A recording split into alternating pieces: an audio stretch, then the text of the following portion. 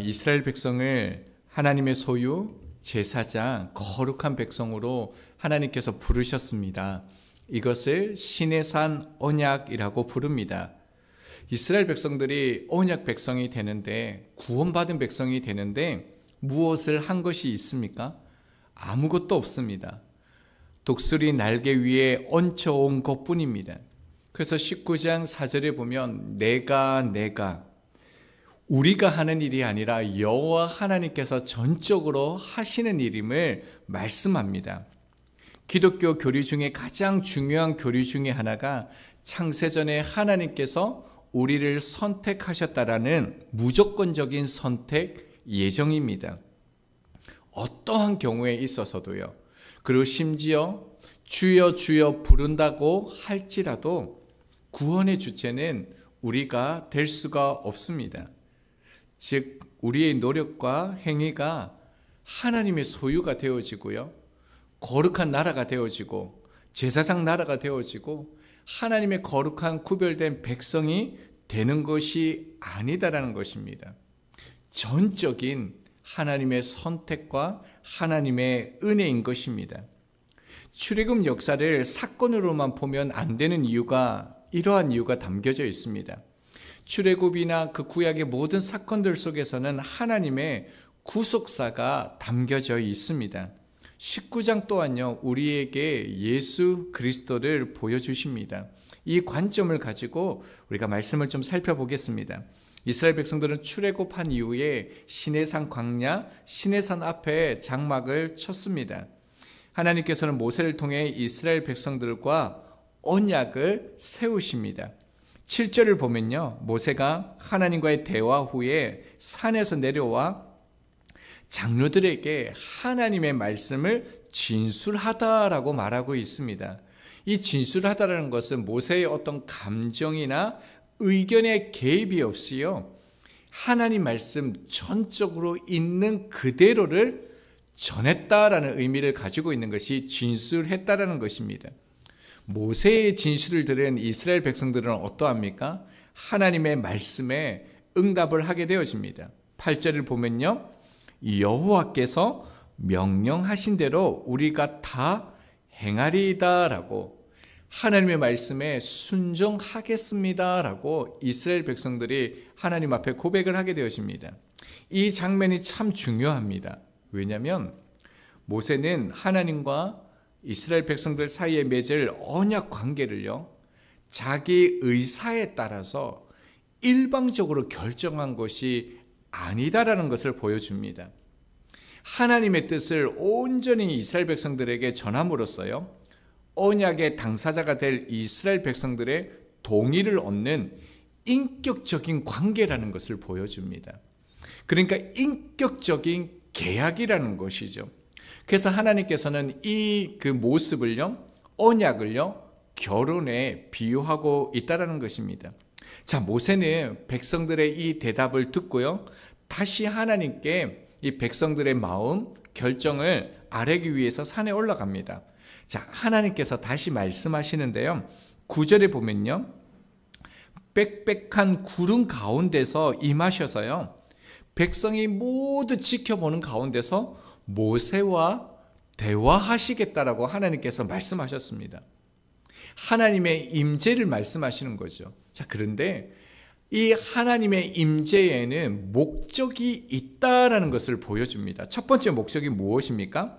내가 너와 말하는 것을 백성들이 듣게 한다라는 거죠. 하나님이 지금 모세와 하나님이 대화하는 것을 백성들이 듣게 한다는 것입니다. 그리고 두 번째는요, 모세를 영영이 믿게 하는 것이라는 겁니다. 언뜻 보면 잘 이해가 되어지지 않는데 왜 모세를 영영이 믿게 합니까? 여러분, 여기에서 우리가 자세히 살펴볼 수는 없지만 앞으로도 계속 이러한 부분들이 나오는데요, 모세는 예수 그리스도를 예표합니다.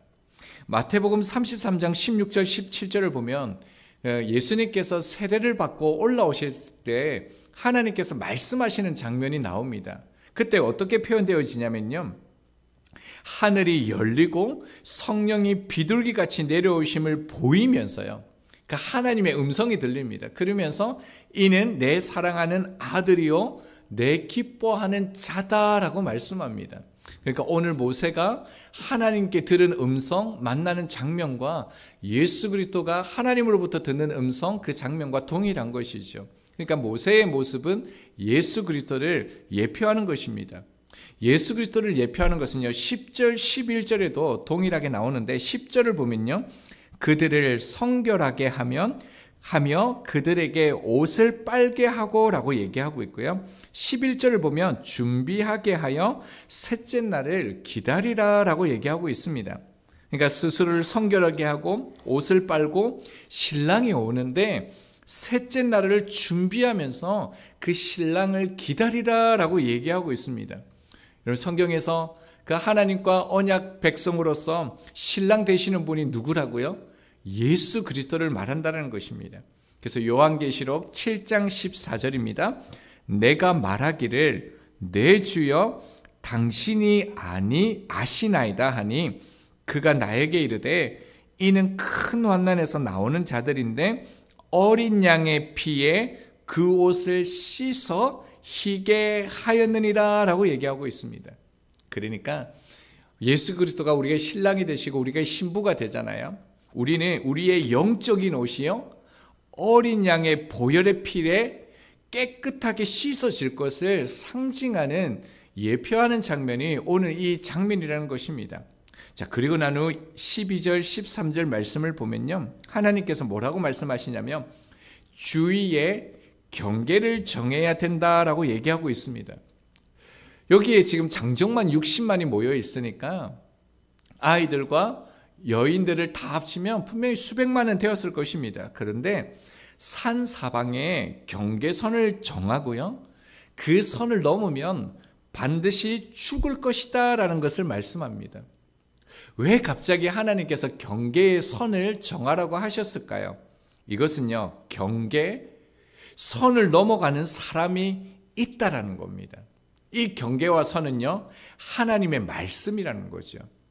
하나님이 말씀하셨지만 그 말씀의 선을 넘는 경계를 넘는 말씀대로 살지 않는 사람들이 있다라는 것입니다. 그래서 하나님께서는 그 말씀의 선을 지키라 넘지 마라 라는 것을 말씀하시는 것이죠. 그래서 14절 15절을 보면요 백성들이 말씀대로 행하였다라고 얘기하고 있습니다. 우리가 본문을 간략하게 한번 살펴보았는데 본문에서 지금 강조하는 부분이 어떤 부분인 것 같습니까?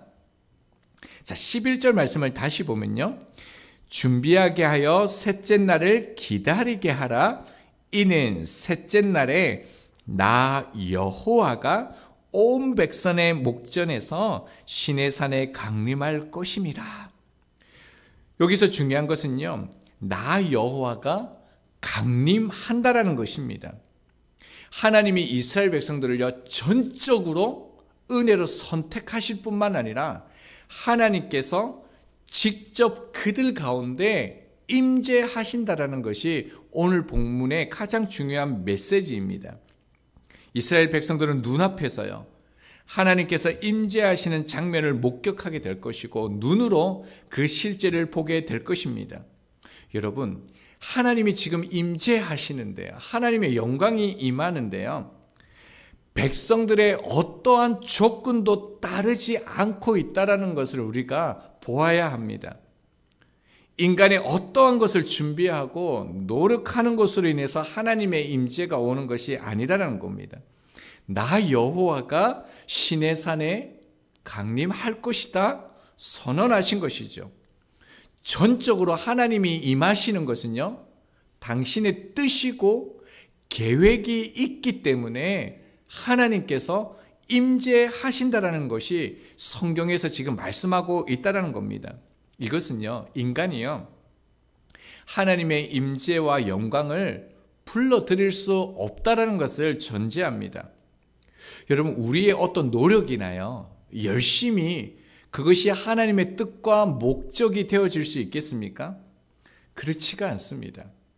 성경은 우리의 예배 의식이 하나님의 임재를 불러일으키는 것이 아님을 말합니다. 저희는 예배를 준비하면서 하나님 임재해달라고 기도합니다. 그리고 오늘도 우리는 하나님께서 우리의 삶에 임재해달라고 기도할 것입니다. 이것은 우리의 소망과 간구를 담은 것입니다. 그렇게 되기를 갈망하면서 가난한 마음으로 우리가 기도하는 것이죠. 그 디즈니 애니메이션에 보면 그 신데렐라라는 게 있는데, 신데렐라가 그 왕자를 만나러 갈 때 마법을 걸어서 변신시키는 장면이 나옵니다. 그때 어떻게 말하냐면요, 살라카 둘라 매지카 둘라 비비디 바비디 부, 이렇게 얘기를 합니다. 그러나 여러분, 우리의 기도와 우리의 예배는요, 하나님께서 임재하게 만드시는 주문이 될 수가 없습니다. 성경은 너희가 이렇게 하면 내가 너희들 가운데 임재하고 내가 영광 가운데 너희를 만나 주시겠다라고 말씀하시는 장면이 없습니다. 나 여호와가 시내 산에 강림할 것이다.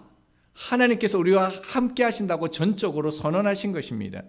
하나님께서 우리 가운데 말씀하시는 것은요, 너희는 성결케 됨으로 하나님의 임재를 준비하라라고 말씀하셨습니다. 이 장면은 하나님과 우리의 사이가 어떠한 관계인지를 참 잘 말씀해 주시는 겁니다. 열왕기상 18장에 보면 엘리야와 바알 선지자의 대결이 나옵니다. 엘리야가 모든 이스라엘 백성들을 갈멜산에 불러 모이게 하고요, 여호와를 선택하거나 바알을 선택하라라고 말하지 않습니다. 여호와가 하나님인가 바알이 하나님인가, 누가 진짜 하나님인가를 선택하라라고 얘기합니다. 그러면서 불러 응답하시는 네가 하나님이다라고 얘기를 하게 되어지죠. 그러자 바알 선지자들이 아침부터 저녁까지 계속적으로 어떤 행위를 가지고 그들의 신을 불러오는 장면이 있습니다. 그런데 그들의 신이 오지 않자 어떻게 합니까? 열왕기상 18장 28절입니다.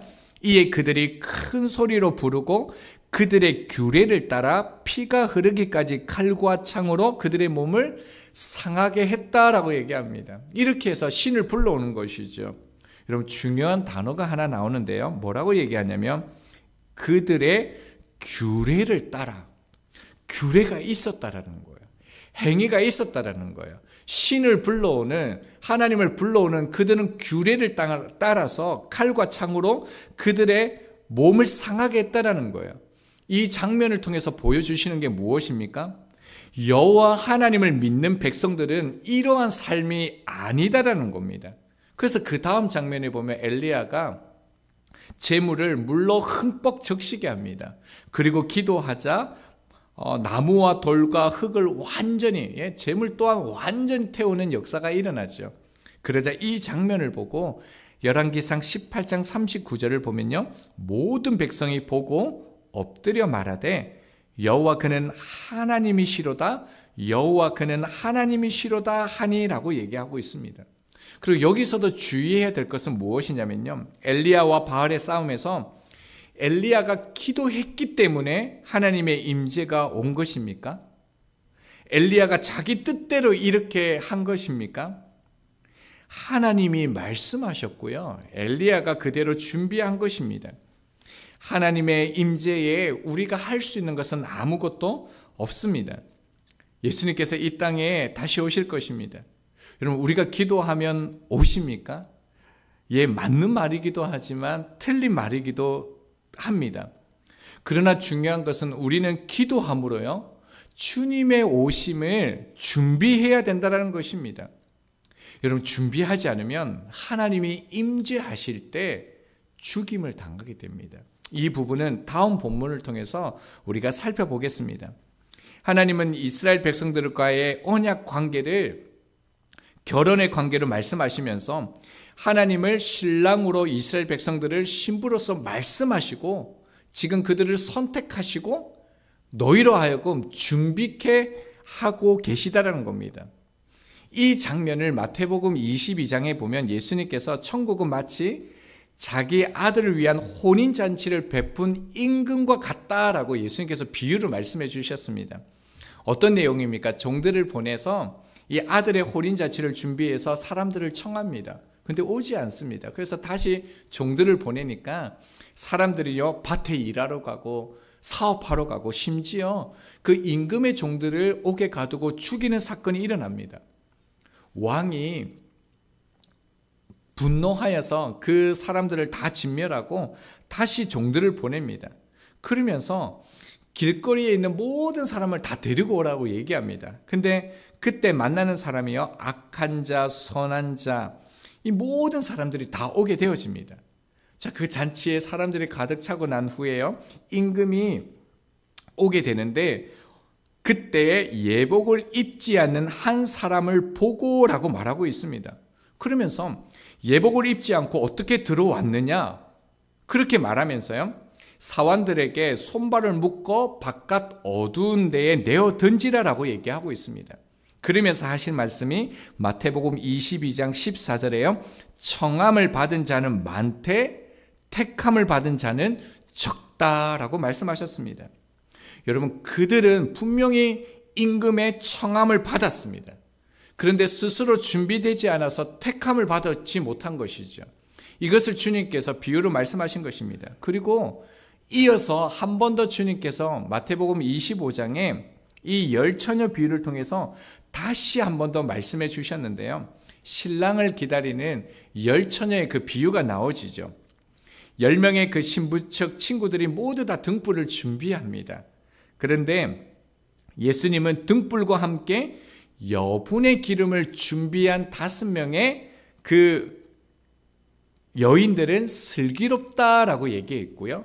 나머지 5명은 미련하다라고 얘기를 했습니다.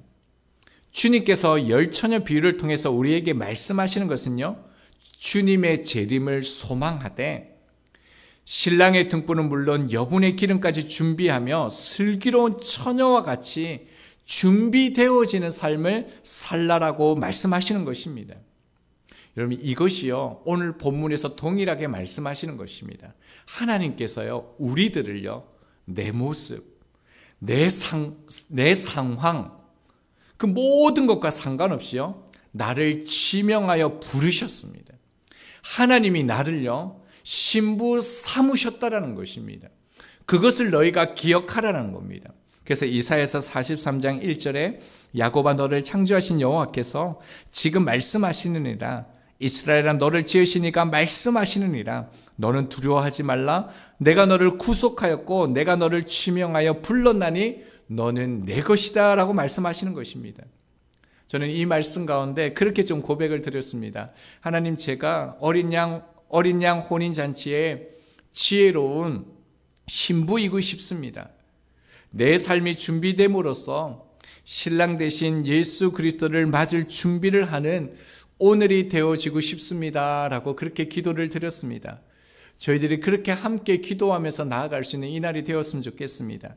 그래서 그 힘으로 서고요, 걷고 나가기를 소망합니다.